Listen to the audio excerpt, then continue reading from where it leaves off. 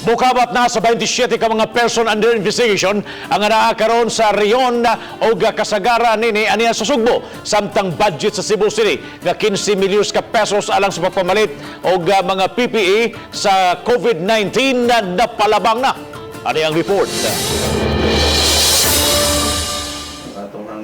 Sa data sa Department of Health Region 7, ano na 27 ka mga persons under investigation nga naa sa mga tabalanan. Ginklaro ni Direktor Jaime Bernadas nga ang naso mga PUIs dili makonsiderar nga dunay COVID-19.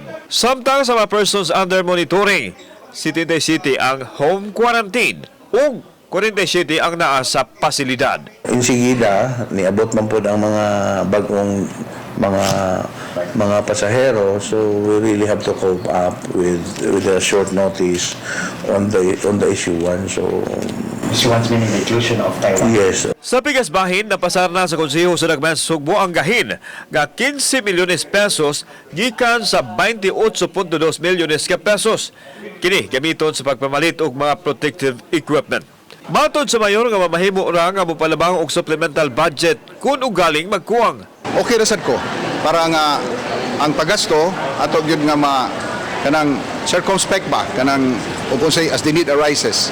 Anyway, there was a promise nga if it's not enough, they can ask for a supplemental budget.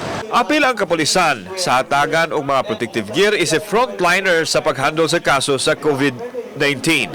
Ang Office of the President mohatag usab sa naasoy kagamitan sa kapulisan. We already ordered in Manila 14 protective gears for PNP. If we found out that you are hoarding your face mask, you will be facing a criminal case. And we will ask the different local governments to help us implement those businesses to be closed. Kauban si Godfrey Lilian, ako si Alan Domingo. Balitang Bisdak.